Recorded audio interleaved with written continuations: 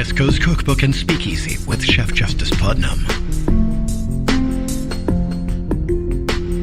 netrootsradio.com.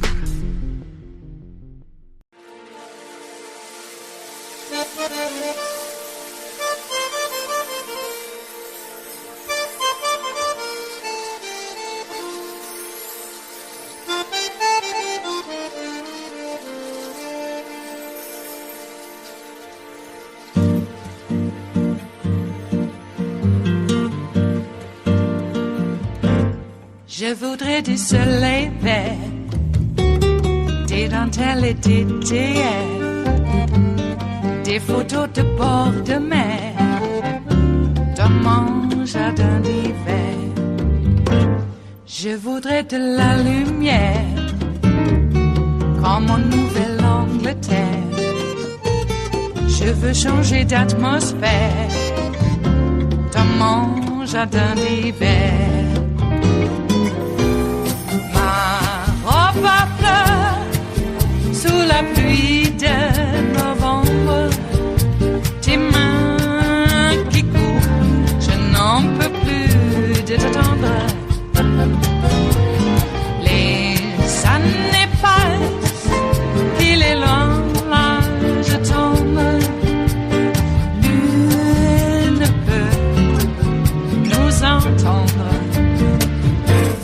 Je voudrais du Fred Astaire, revoir un latte. A tour sparked outrage and shock this month when the organization announced that it would merge with its Saudi-backed rival Live Golf. Human Rights Watch said, quote, Saudi Arabia's state fund will apparently largely control professional golf while also sports washing the country's dismal human rights record. Once upon a time, that sentiment, believe it or not, was actually shared by the PGA Tour Commissioner, Jay Monahan, who said last year, quote, you'd have to be living under a rock to not understand the implications of involving yourself with the Saudis. His words, not mine. But Monahan has since done a 180-degree change, now saying, quote, the game is better off for what we have done. Not everyone is sure of that, though. The Justice Department has notified the PGA Tour it will review the merger over antitrust concerns. Democratic Congressman John Garamendi of California was one of the first members of Congress to actually condemn the merger. He has since introduced legislation to strip the PGA Tour of its corporate tax exemptions. Congressman Garamendi joins me now. Congressman, it's great to see you again on the show. Thanks for coming on. So what do you make of this complete 180 from the PGA? How do you explain it? Money, and billions of dollars of money. The Saudi Sovereign Wealth Fund has perhaps as much as $1 trillion in their accounts, and they're spending it.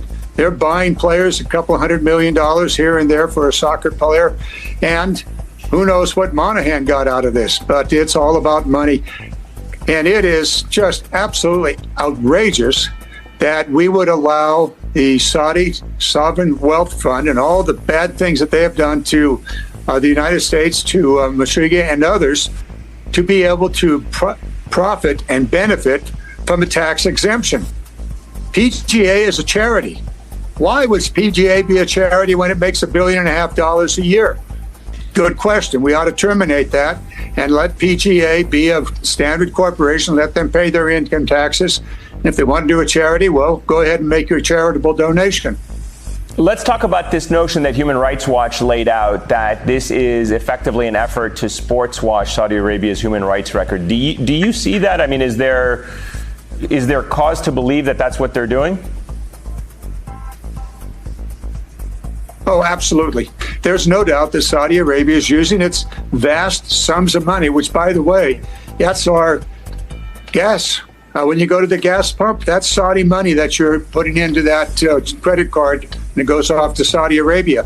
So they're using our money in two different ways. They'll use it directly for the gas pump and then indirectly through the PGA not being taxed. And yes, absolutely, they're using their money to hide the fact or to sports wash, that is just to cause people not to any longer pay attention to an absolutely abysmal human rights effort over many, many years.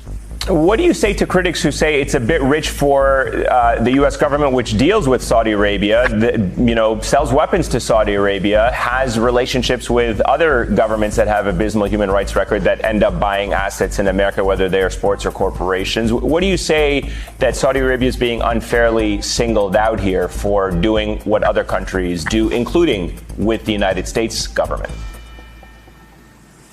Well, let's just focus very, very clearly on what we're talking about here. We're talking about Saudi Arabia using our gas money to buy the PGA, or to buy most of it, and then to get an exemption from corporate taxes here in the United States. So they're taking it at the gas pump. They're also taking it here in not paying taxes in the United States on the PGA. And the anti-competitive issue is a very real one. All of those things add up. Yes, we do sell arms to Saudi Arabia. And yes, Saudi Arabia has been a very serious problem in the Middle East. You might ask the Yemenis how they feel about Saudi Arabia. Unfortunately, the United States has not moved away from petroleum fast enough, and we are still dependent on petroleum. Saudi Arabia controls so much of the world supply that they're able to manipulate the price. About 7 months ago, President Biden went to Saudi Arabia and asked Saudi Arabia to increase its production so that the world supply of petroleum would increase and the prices would come down. He came back empty-handed in what I believe was a very embarrassing situation. And just a week and a half ago, Saudi Arabia further reduced its supply of oil to the world, which will once again increase prices here in the United States. What do we do about this? Well, first of all, we don't give them a tax break. If they want to own all of the professional golf systems, as they are doing now, then they sure as hell ought to be paying taxes in the United States on the profit that they're making here. Secondly, we ought to look very, very seriously at the anti-competition issue. If you own a golf course, for example, Bedminster, a month ago, you could go to the PGA and say, hey, I'm open on August. You want a tour here? You could also go to Leaf. You could play one off against the other. Not any longer. You're going to take whatever this new entity is going to offer because they control it all. Similarly, for a professional player, they have no choice but to take whatever this new system is going to offer. That is the anti-competitive nature of this, not only in the United States, but also in Europe. And so we've got to go at this very, very clearly. No tax break for Saudi Arabia, no tax breaks for the PGA, which they never should have had in the first place. And secondly, let's look at this human rights business and say, no, we're not going to go this way. And we're going to look at the anti-competitive nature along the way. Let me ask you really quickly, we have about 45 seconds left, about the bill that you have introduced. Are you getting any bipartisan support for it? And specifically, what do you want this bill to do if it does make its way to the president's desk after the House and the Senate? This bill is very, very simple. It simply ends the charitable status of the PGA and makes them a corporation like any other profit corporation. Yes, we do have support. This bill was actually introduced by the Trump administration in 2017. It was not in the final bill. A couple of Republican senators have introduced the bill, and there are many members of Congress and the Senate that are looking at this seriously and saying, hey, this is something we ought to do. We ought to end the tax break for the PGA, and certainly Saudi Arabia ought not be benefiting from a tax-exempt operation here in the United States. It is Monday, Juneteenth of 2023, and you are in West Coast Cookbook and Speakeasy. I am your chef de cuisine, Justice Putnam. Gunner the English Bulldog is our snoozing sous chef. Precious, our little Yorkie, is the door girl who will be seating you directly for our especially daily special River City Hash Mondays, and on Juneteenth too. Actually, we're going to make a little shrimp etouffee because Metro Shrimp and Grits is on Thursdays, and since it's Monday, we have to do something a tad different for the holiday. So we'll make a little shrimp etouffee, and it could have been a gumbo, and it's not. So there, etouffee. All right, how are ya? I had a fabulous weekend. Yes, it could have been fabulous, or what absolutely was fabulous. Some people might consider all the driving at our age to be a bit untoward, but I did it anyway. Yeah, I got up quite early. In fact, before 4 o'clock in the morning. Jeez, on a weekend. That's usually when I sleep in till 6:30. Anyway, so I was up before 4 and got ready and got out of here and drove up so that I could make sure I was at the university in Monmouth, Oregon for my grandson's graduation from Western Oregon University. And unbeknownst to me, maybe his mom knew, but he's apparently not the type to trumpet things before they're handed out, and good for him. But he graduated with honors, cum laude. A- average, I guess, is essentially what he got. So good for him as once again. And now he was accepted by a slew of law schools. So he has chosen to go to Portland and attend Lewis and Clark. So Joan McCarter, the great Joan McCarter, is a graduate from Lewis and Clark. And so I think that's great. For me, when I was up there, I was attending Portland State, and I liked Reed, and I liked Lewis and Clark too. But they were a little bit more expensive than the state school, so you know how that goes. All right. Well, fabulous. It was actually a quite fabulous commencement. The Secretary of State, Democratic Secretary of State, by the way, because we are Oregon, and apparently all those urban people keep voting these people in, and they don't care about the racist bigots in rural Oregon. Yeah, we do. We want to make sure that you don't foul the land. You don't start forest fires to hide your poaching of animals. Okay. And then I got to hear about their morality and family values. They're so different than all those urban people who don't know the value of work. I'm all, burning down a forest fire. There's some value in work about that, huh? It takes a little bit of effort, huh? You got to work at being an arsonist to cover up poaching. Got to give him credit for that. Jeez. Only woke commies follow the law. We're law and order. So, it was great. Secretary of State came and gave a commencement speech because he was a graduate there. And apparently, he had quite a wild child background. Arrested numerous times, probably for drugs, smoking pot. I think that's what it was. And dropped out of school, got back into school, got accepted to Western Oregon, put on academic probation, went out and found himself, came back, graduated with honors. Went on to, I can't remember where he said he went on to. One would think maybe law school, but I don't know. But anyway, he excelled in everything else after he got his life together. Western Oregon University gave him plenty of chances, apparently. Until he took the chance on himself and actually fulfilled what, I don't know, his potential. What is that? Anyway, we also had commencement speeches by people of color celebrating diversity. And nobody booed.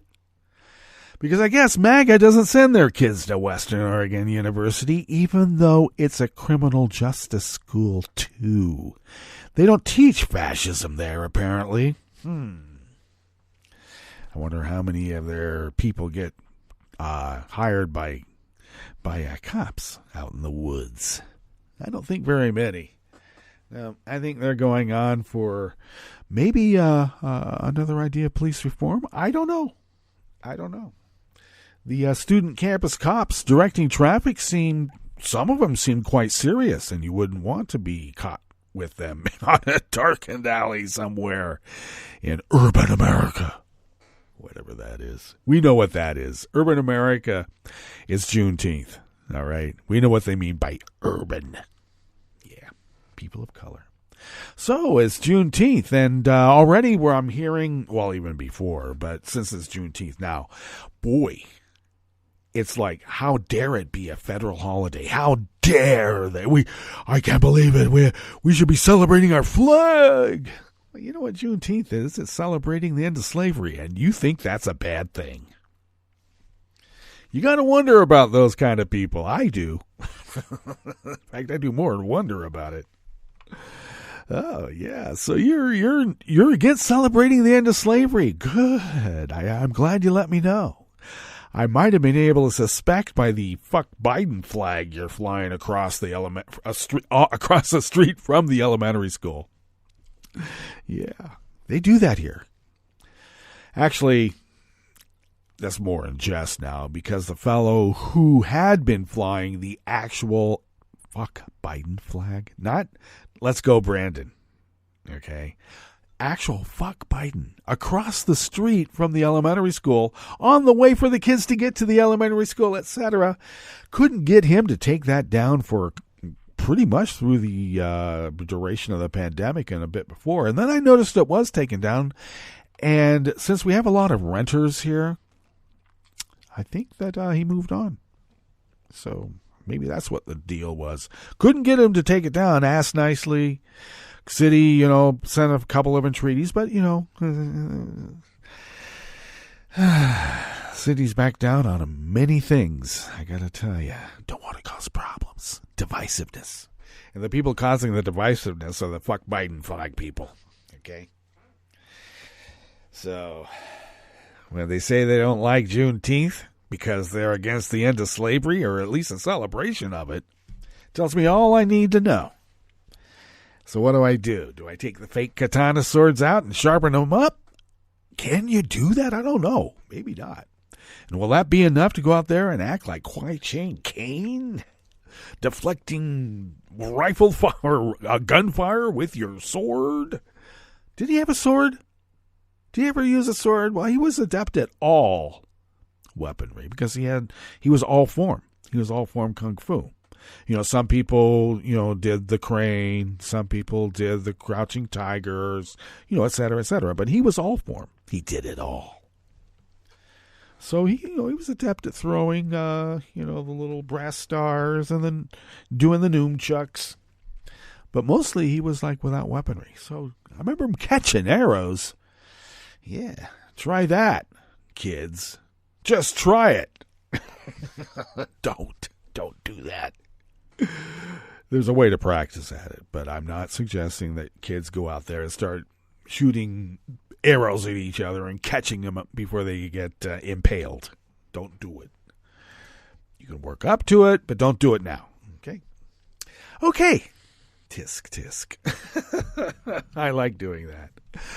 Okay, jocular sort of Monday, considering the peril that we still are under because of you-know-who and you-know-what. So, I guess it's just like any other Monday. And to think people would go on murderous rampages because they didn't like Mondays. We have every reason to dislike Monday. And yet, what do? Well, outside of making pie, getting ready for Rachel, because she's only on Mondays now, damn it. And whatnot, we register people to vote. We work within the representative democratic process. And I got to tell you, as an aside, I had a little bit of a discussion with a local online, in the Facebook rant forum, city rant forum, where they just cannot bring themselves to say Democratic. Oh, I remember what it was. It was the Greater Idaho guy, purporting to be an organizer or a founder of it and stuff. I made mention that all secession movements here on the West Coast are Vlad backed, Vlad funded, and I got, the laugh emoji, and, so I just had to remind him, the last secession movement that was, quite popularized. That guy and his group fled back to Russia. So you tell me. In fact, there was a report that says that Vlad has been backing these secession movements, and with either money, deed, or a nod and a wink. So, and I got to tell you, we have a lot of Russian community here in the Northwest, and because the Russians used to own the Northwest. Yeah, they would have had California too, but somehow we parked our boats out there before they got their boats on shore. Yeah. Not too many people know how we were able to steal California and the rest of the West Coast from the Russians, and I don't think they ever got over it. So when I talk about secession movements being Vlad-backed, Russian-backed, there's a reason for it, because it is. It's to sow distrust, confusion, disfavor. What do we got? Exactly. So yeah, that was the guy who tried to convince me that rural folk are so much more pure than urban people who are just ramming like democracy and equality down our throats. It's not a democracy, it's a republic. It's a representative republic.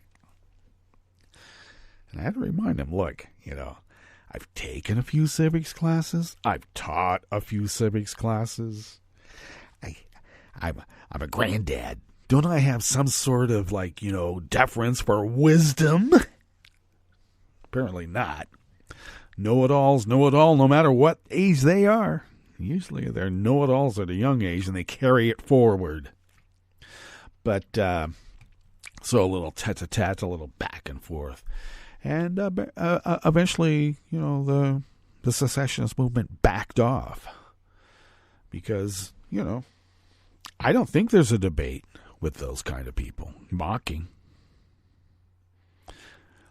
Debate Robert F. Kennedy and give him more credence. Give more credence to Joe Rogan. Give more credence to Elon Musk like they need the popularity quotient. They're not serious actors about science. Jeez. I don't know. Yeah, we're going to have like a world-renowned Nobel-nominated virologist, or was it epidemiologist? Regardless. Hotez, is that how it's Hertz? Holtz? Dr. Holtz? Yeah, so he won't go and debate on Joe Rogan's. Well, there's no debate with anti-vaxxers. Okay? No debate with Nazis either. No debate with flat earthers. You can't debate with them. You can't give them any facts. Mocking. Lots and lots and lots of mocking, but there is no debate about having a debate with anti-vaxxers, flat earthers, and Nazis. Only thing different about Nazis is that they need to be punched. And part of the punching is not debating them. Okay? I like to get it off my chest on Mondays. What do we have in store for you here on this fabulous River City Hash Mondays, where we're doing a shrimp etouffee for Juneteenth? So there. Well, the hostile takeover of the PGA Tour by Saudi-backed Live Golf has sparked outrage, and congressional Democrats, and only congressional Democrats, and when I say congressional Democrats, I mean Congress and Senate, are demanding answers because apparently the GOP might be fully Saudi-backed now by I don't know, Dane and Deed. There you go. On the rest of the menu, corporate and political opponents of President Biden's signature Inflation Reduction Act have intensified their campaign to kill the law before it takes effect. A small group of conservative doctors has sought to shape the nation's most contentious policies by promoting views rejected by the medical establishment as scientific fact. We told you so, and now we know. Okay? And here's some good news. The collapsed stretch of Interstate 95 in Philadelphia is set to reopen within 2 weeks. And guess what? They're using a patch that utilizes glass beads. I want to know more about that. I don't know if we actually get it in the article, but I'm curious about that compound. After the break, we move to the chef's table, where the harsh crackdown on dissent in Belarus targets not just political activists, but also their lawyers. And Thailand's caretaker government is criticized for holding a meeting with neighboring nations to discuss military-ruled Myanmar. All that and more on West Coast Cookbook and Speakeasy. Bon appétit.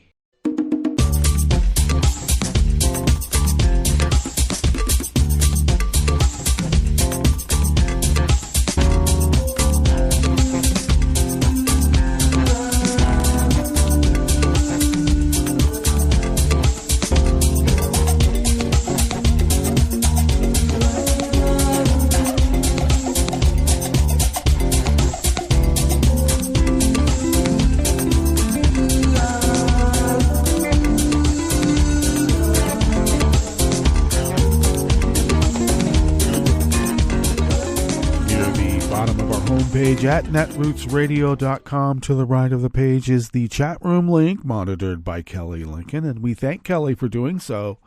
Across the page to the left and down just a skosh, near the bottom of our homepage at netrootsradio.com, is the link to our Patreon page. And if you became a recurring Patreon of Netroots Radio, it really does help us pay our bills and all the other costs, I'll get it out, incurred while running this powerhouse of resistance. So we thank you for your generosity. And if you could go to that link, it'll walk you through how you can do that. So thank you, and thank you to those of you who have recently become recurring Patreons, and thank you to those of you who have been recurring Patreons over all these many years, so that we can fulfill our civic duty as the founders originally intended so many years ago. There, I got it out. If you would like to follow the show on Twitter, you can do so by going to @NetrootsRadio on Twitter, Mastodon, and Spoutable. Tom takes care of that. Thank you, Tom. Follow me on Twitter, Mastodon, and Spoutable @JusticePutnam. I post the show notes and links diary on Daily Co's 10 minutes before showtime, and you can always access those show notes and links diaries by finding my social media feeds, because the links are right there. You can follow the show on Twitter at Cookbook West, and please pick up podcasts by way of Spreaker, Stitcher, TuneIn, iHeart, YouTube, wherever podcasts can be found. iTunes too. Okay. This first offering here in the Bistro Cafe of West Coast Cookbook and Speakeasy is by Tony Rahm out of the Washington Post. When President Biden signed his sprawling economic spending package into law last August, he heralded its massive investments in healthcare and climate change as an achievement that defied the odds. The American people won, and the special interests lost, Biden proclaimed at the time. Nearly a year later, though, his pronouncement appears in jeopardy. A growing roster of corporate and political foes has started to lay siege to the law known as the Inflation Reduction Act, hoping to erode some of its key provisions before they can take effect. Wow, this sounds like the Affordable Care Act strategy. Interesting. Well, the latest broadside arrived on Friday when the pharmaceutical giant Bristol-Myers Squibb, a maker of the popular blood thinner Eliquis, sued the Biden administration over its forthcoming program to lower prescription drug prices for seniors. The case marked the third such legal challenge against the U.S. government this month, raising the prospect that older Americans may never see cheaper pharmacy bills, and that way they can dirty up Joe and he won't get any votes. Who do you think they're in collusion with? I keep calling them Nazi Burgermeisters. Maybe I'm correct. Back to the article. On Capitol Hill, meanwhile, House Republicans, speaking of which, over the past week unveiled a battery of measures that would fund the government and stave off a federal shutdown on the condition that Congress revokes billions of dollars in funding for other Inflation Reduction Act initiatives. Separately, GOP leaders also took the first step to terminate tax credits that would expand clean energy and promote electric vehicles, potentially undermining Biden's plan to reduce carbon emissions, because reducing carbon emissions is woke. Some of the legislative efforts face tough political hurdles because Democrats control the Senate and Biden could veto. What's wrong with me? It's Monday. Biden could veto any repeal, but the intensifying opposition underscores the fragility of the president's agenda under a divided government and the stakes for Biden's signature achievement entering into the next election. And that's exactly what their strategy is. Peel off votes by making it look like Joe can't get anything done. They came right out of the gate and went to work, said my Senator Ron Wyden of Oregon, the leader of the tax-focused Senate Finance Committee, referring to the law's opponents. Everybody's got a constitutional right to be foolish, but some of this is just economic self-sabotage.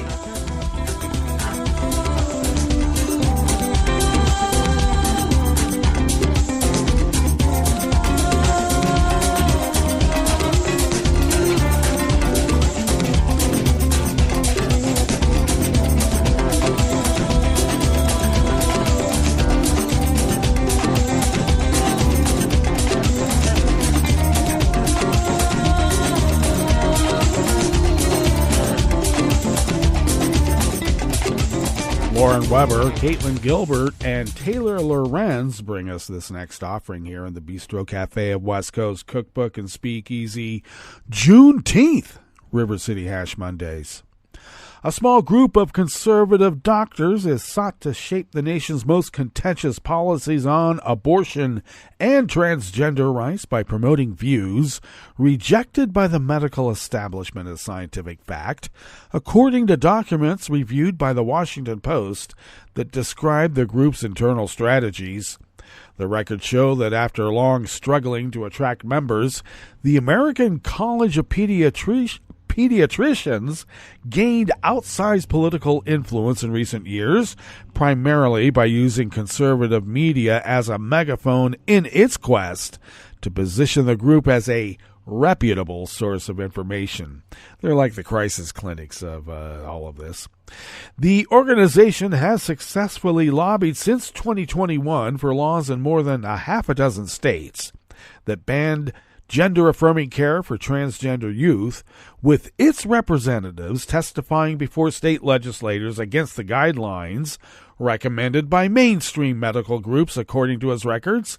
It gained further national prominence this year as one of the plaintiffs in the federal lawsuit to limit access to mifepristone, a key abortion drug. Despite efforts to invoke the credibility of the medical profession, the American College of Pediatricians is viewed with skepticism by the medical establishment. And I want to make clear that medical establishment should not be viewed as a derisive term, please. For years, the group has presented statistics and talking points to state legislators, public school officials, and the American public as settled science, while internal documents emphasize how religion and morality influence its positions.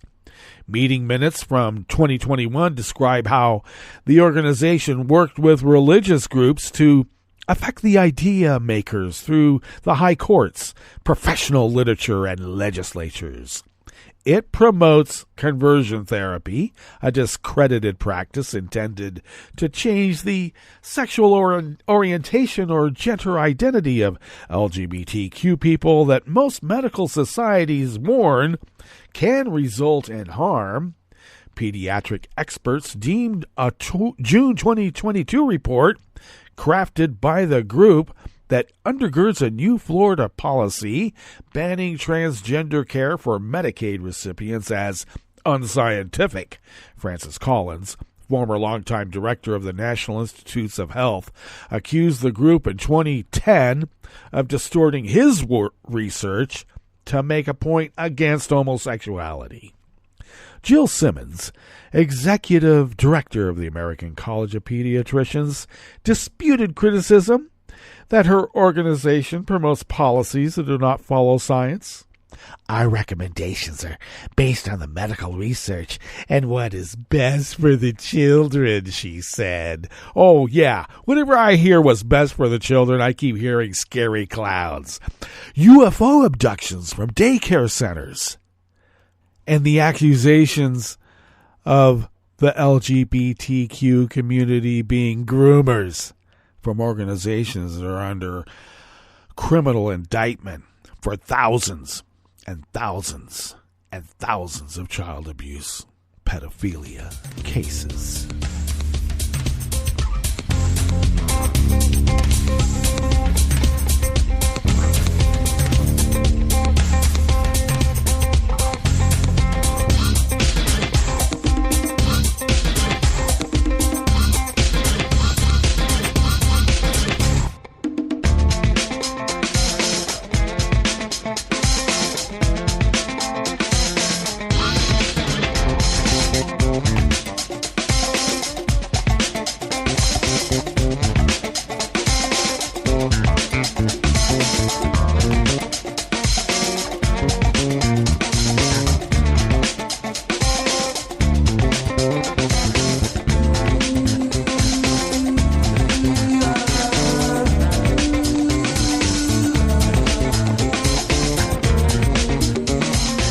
Sungmin Kim of the Associated Press brings us this final offering here in the Bistro Cafe of West Coast Cookbook and Speakeasy.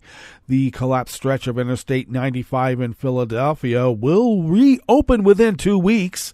Pennsylvania's governor said on Saturday after joining President Joe Biden on a helicopter tour over the critical segment of the highway closed to East Coast traffic since last weekend.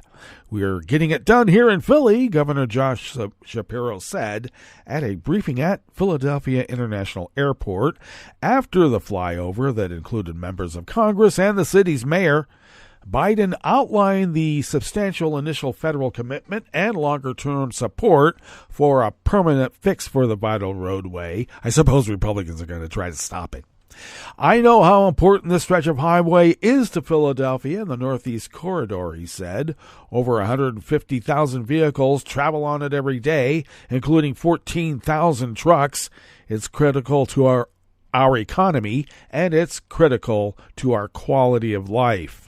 The stretch of the East Coast main north-south highway collapsed early last Sunday after a tractor-trailer hauling gasoline flipped over on an off-ramp and caught fire. State transportation officials said the driver was trying to navigate a curve and lost control. Pennsylvania's plan for the work involves trucking in 2,000 tons of lightweight glass nuggets for the quick rebuilding, with work crews working around the clock until the interstate is open to traffic. Instead of rebuilding the overpass right away, crews will use the recycled glass to fill in the collapsed area to avoid supply chain materials or supply chain delays for other materials. After that, a replacement bridge will be built next to it to reroute traffic while crews excavate the fill to restore the exit ramp. Biden said the design was incredibly innovative in order to get this work done in record time. And I think that is quite a feat. And I'm curious about how these glass beads work. Do they melt them down? I don't know. All right, let us now go to our break. And when we get back from that break, we will go through weather from around the world. And we will finish up with the stories that we've curated for you today. You are listening to West Coast Cookbook and Speakeasy, and we will be right back. You are listening to netrootsradio.com. Please hang up and try again.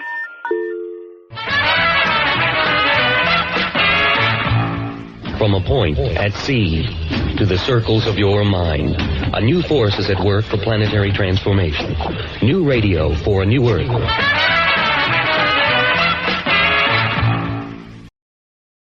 This is Take Two Movie Review. I'm Kim Lowe. This week, just keep telling yourself it's the 14th highest grossing franchise ever.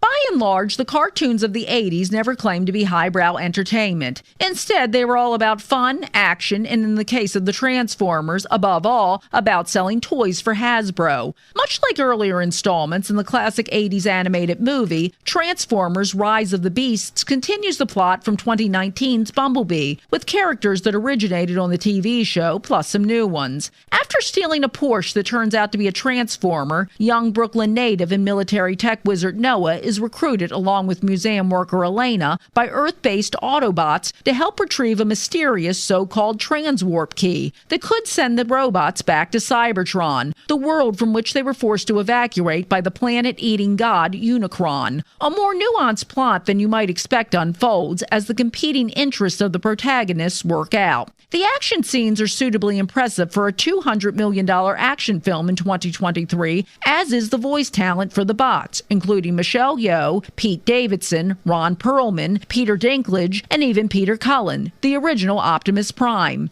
Nostalgia is enhanced with lots of 90s references and an impressive classic hip-hop soundtrack, which is meant to appeal to the kids who grew up on the cartoon and are now middle-aged. And for the most part, it works. Transformers Rise of the Beasts is, overall, a fun movie with some gripping sequences and exotic shooting locations, including no less than Machu Picchu. The bar for a film in this franchise isn't high, but in addition to a great look, Michael Bay and company actually succeed in making you feel something for alien robots. And that's saying something. This has been Take Two Movie Review. I'm Kim Lowe. Catch up with us at TakeTwoMovieReview.com and feed us back on our channel on YouTube.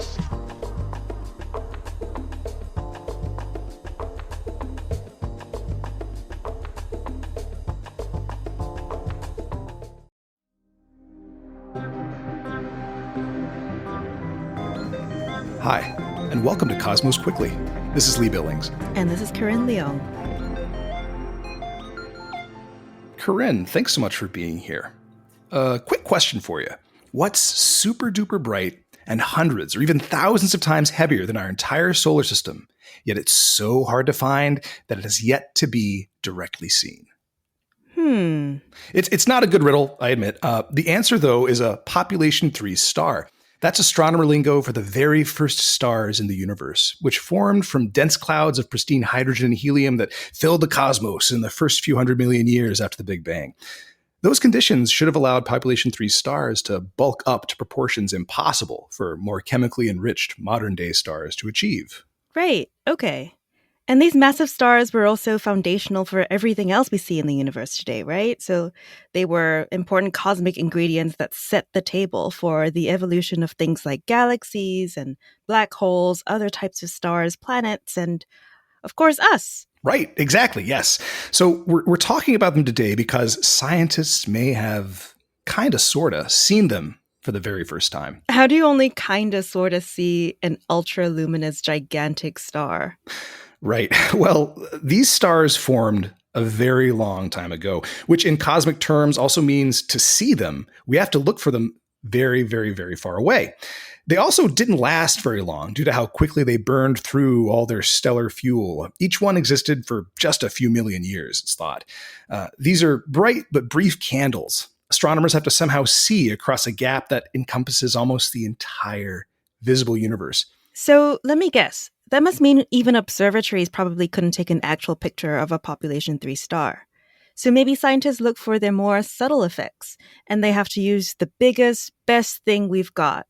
Drumroll, please. The James Webb Space Telescope, am I right? Bingo! Right you are.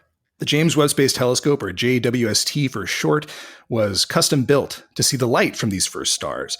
So recently, 2 independent teams did just that, using JWST to look for population 3 stars. One team, led by Roberto Maiolino at the University of Cambridge, studied a galaxy called GNZ11 from just 400 million years post-Big Bang. Using a technique called spectroscopy, they were able to see that the light shining from the galaxy's edges seemed to come from very hot sources rich in helium, but essentially devoid of heavier elements. Those are probably clouds of pristine gas in the galaxy's outskirts that are studded with population 3 stars. The other team, led by Eros Vanzella at the National Institute for Astrophysics in Italy, used a massive galaxy cluster as a starlight magnifying gravitational lens to zoom in on a tiny background galaxy from about 800 million years post-Big Bang. And they found spectroscopic signs that the galaxy harbored 2 star-packed clumps with record-breaking low levels of elements heavier than helium. It's another possible sign of population 3 stars. Okay, so we're maybe seeing traces of these things. It's like we're seeing the light from the super bright source. We can't see the source exactly, but the colors of light it shines are telling us that it's coming from really pure primordial stuff. Basically, yeah, you got it. But outside of a simple existence proof, though, what else might this be telling us?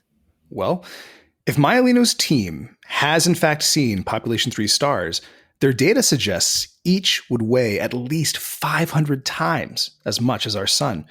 Now that generally fits with predictions, but having a bona fide confirmation would show us we're really on the right track in understanding our stellar forebears. And among other things, the result from Vanzella's team is showing just how enormous the boost to JWST can be from galaxy cluster gravitational lenses. It's paving the way for future JWST studies that, if we're lucky, might ultimately even resolve individual population 3 stars. Think of that. An actual image from across the depths of cosmic time, capturing one of the very first stars that ever was. It'd probably be just a little dot or smear of light, though. Sure, but it'd still be one of the most impressive baby pictures ever made, right? Well worth including in a photo album. Thank you for listening to Cosmos Quickly. Our show is produced by Talika Bose, Jeff Delvicio, Kelso Harper. Oh, and me. Our music was composed by Dominic Smith. Like and subscribe wherever you get your podcasts. And for more science news, please go to scientificamerican.com. Hi, I'm Tom Hartman, and since you're listening to netrootsradio.com, show your progressive side and go to the donate button on the bottom of the homepage. It's progressives like you who power Netroots Radio and keep the progressive message beaming everywhere 24 hours a day. Just go to our donate button at the bottom of netrootsradio.com. Thank you for keeping progressive radio at full power.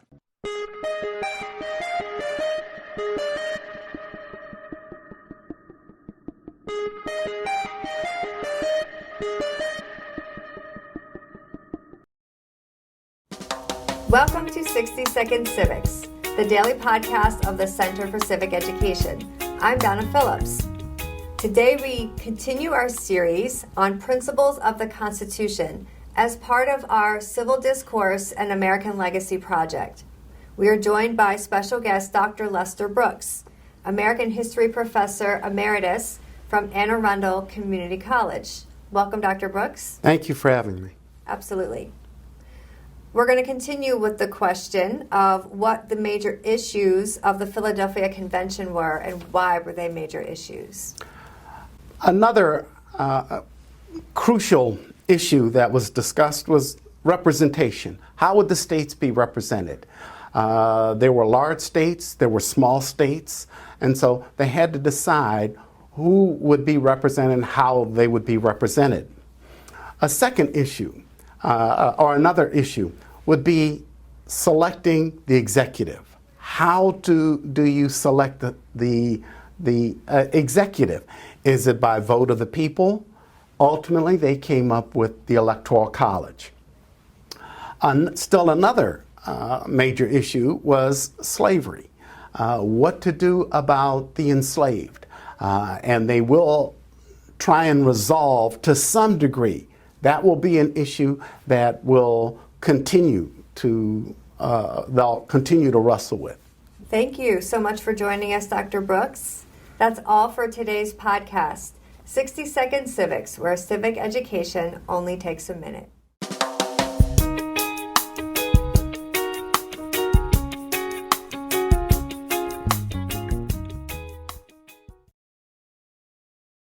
I'm Rick Smith, and this is Labor History in 2. On this day in labor history, the year was 1865. That was the day that 2,000 Union soldiers marched into Galveston, Texas. With them, they carried the news that those enslaved were now free. The Confederate General Robert E. Lee had actually surrendered more than 2 months earlier. Why then was there a delay in delivering the news of emancipation to Texas? It might have been that there were not enough federal troops to enforce the order. It has also been speculated that freedom was postponed to allow enough time for the enslaved workforce to harvest one last crop of cotton before freedom. Whatever the reason, General Order Number 3 finally was delivered. It read, quote, "The people of Texas are informed that in accordance with a proclamation of the Executive of the United States, all slaves are free. This involves an absolute equality of rights and rights of property between former masters and slaves. And the connection existing between them becomes that between employer and free laborer."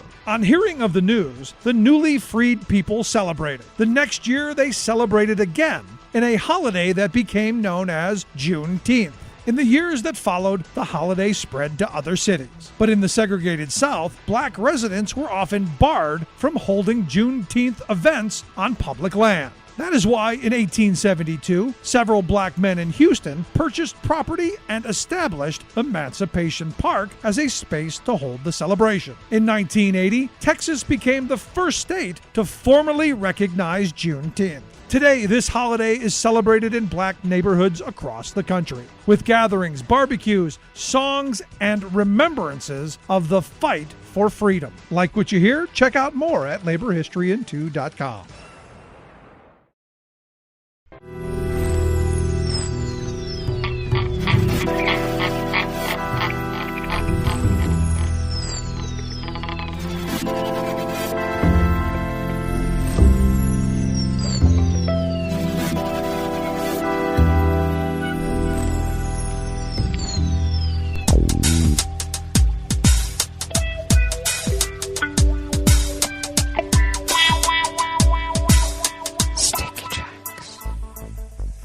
Thank you for accompanying us here to the chef's table at West Coast Cookbook and Speakeasy. Juneteenth on River City Hash Mondays. We always begin weather from around the world along the banks of the Rogue River in the Rogue River Valley of Southern Oregon on the west coast of the continental United States of America, because there's lots more of us where we come from, where it is currently 52 degrees Fahrenheit, which is, and we're expecting a high of only around 60, which is about 16 to 17 degrees cooler than what we had yesterday. So that's how people catch pneumonia. Oh my. But nonetheless, we had cloudy skies this morning and a bit of rain overnight, and we'll have thunderstorms later on, and it is raining as we speak. And we're expecting about a quarter-inch of rain when it's all said and done. We'll have highs, as I mentioned, near 60, winds out of the west at 5 to 10 miles per hour, and then rain showers overnight with clearing early next morning, lows in the mid to upper 40s. Winds light and variable. And then we'll have partly cloudy skies tomorrow with highs near 70 and winds out of the northwest at 5 to 10 miles per hour. Grass pollen is rated high in our little town of Rogue River. The air quality index for the region is in the good range at 24 parts per million, and that daytime UV index also remains very high at level 9. Take care.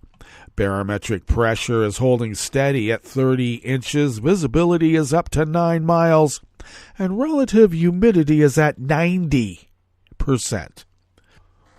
Weather from around the world is brought to you by a crowd of crowdsourced weather stations that a crowd crowdsources from around the world, and that's why it's called the Weather Underground. And it is, too, the Weather Underground. London is 76 degrees and partly cloudy. Paris is 75 with showers in the vicinity and a thunderstorm advisory that could impact critical electrical infrastructure. Rome is 86 degrees and sunny. Kyiv is 84 and mostly cloudy. Kabul is 80 degrees and clear. Hong Kong is 84 and fair. Tokyo is 70 and mostly cloudy. Sydney, Australia is 44 degrees and clear. San Francisco, California is 57 degrees and fair. And New York is 75 degrees Fahrenheit and fair. And that is weather from around the world, brought to you by a crowd of crowdsourced weather stations that are crowdsources from around the world.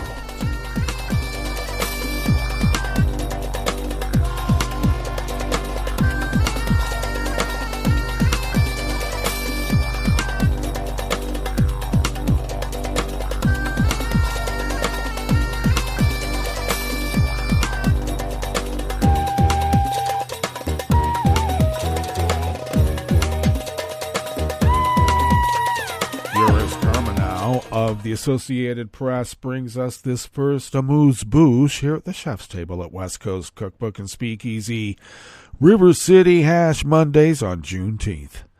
For nearly 3 years, a harsh crackdown on dissent in Belarus by its authoritarian leader Alexander Lukashenko has filled the country's penal colonies with thousands of political prisoners, with new arrests reported daily. At the same time, a government campaign has gotten rid of many independent lawyers, making it increasingly difficult for the detainees to mount any kind of legal defense. Well, that sounds like an illiberal democracy.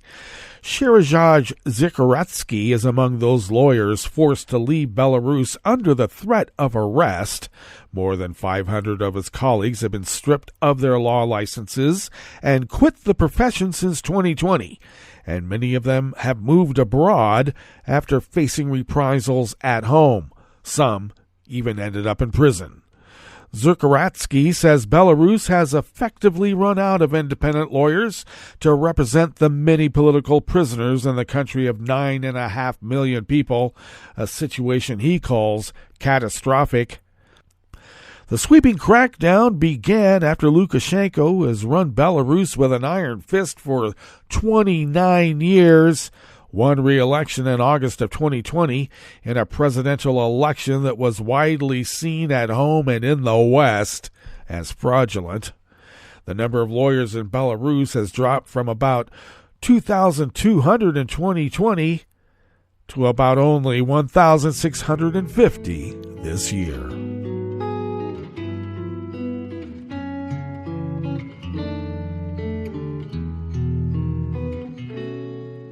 Je te donne c'est mon amour pour la vie entière. La promesse de me trouver à tes genoux. Aussitôt que tu m'appelles, rester toujours fidèle. C'est tout, c'est tout. Je te donne tous mes printemps, mes étés de mer. Mes automnes, quand les feuilles tombent partout. Si ce n'est pas une bonne affaire, je te donne tous mes hivers. Jean Thomas Saxornchai of the Associated Press brings us this final amuse-bouche here at the chef's table at West Coast Cookbook and Speakeasy. Thailand will host a meeting of neighboring countries today to discuss the violent political deadlock in Myanmar, an initiative that has been criticized for potentially undermining regional peace efforts and for being carried out by a caretaker government. A statement released yesterday, Sunday, by Thailand's Ministry of Foreign Affairs said the purpose of its informal dialogue, being hosted by Thailand for the third time, is to discuss a range of topics to complement the efforts by the Association of Southeast Asian Nations to resolve the situation in Myanmar. It said it will be attended by representatives from Laos, Cambodia, India, China, Brunei, and Vietnam, as well as Myanmar. A highly contentious issue because ASEAN leaders had agreed to exclude the ruling generals from their meetings. Malaysia, Indonesia, and Singapore are among ASEAN members not attending the meeting. They're among those pushing hardest for more pressure on Myanmar's military government to implement moves toward peace. Well, that brings us to the end of our broadcast period for the day, but you do know Netroots Radio broadcasts on, and we will meet up here tomorrow for Terrytown Chowder Tuesdays. So do stay tuned to Netroots Radio all day and all night for all the breaking news as it breaks, and we will meet up here tomorrow, right here in West Coast Cookbook and Speakeasy. Bon appetit.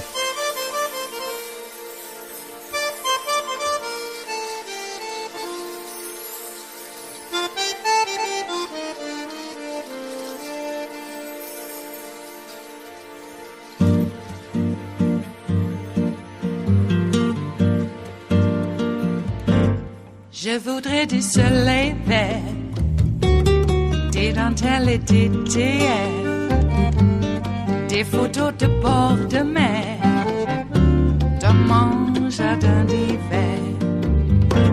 Je voudrais de la lumière, comme en Nouvelle-Angleterre.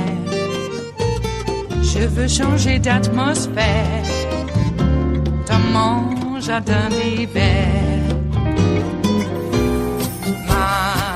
Ma fleur sous la pluie de novembre, tes mains qui courent, je n'en peux plus de t'attendre.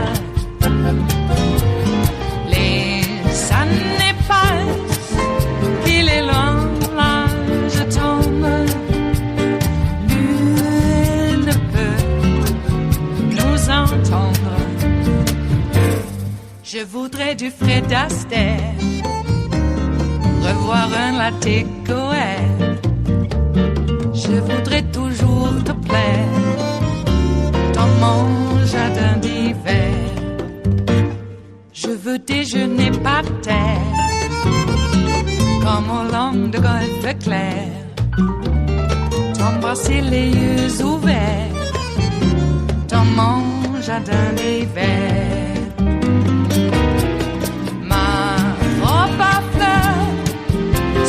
Pluie de novembre, tes mains qui courent, je n'en peux plus de t'attendre. Les années passent, il est loin, là je tombe. Nul ne peut nous entendre. Ba-da-da-dum-di-da-dum. Ba-da-da-dum-di-da-dum. Ba-da-da-dum-di-da-dum. Dans mon jardin d'hiver. Ba-da-da-dum-di-da-dum. Ba-da-da-dum-di-da-dum. Ba-da-da-dum-di-da-dum. Dans mon jardin d'hiver. Dans mon jardin d'hiver. Dans mon jardin d'hiver.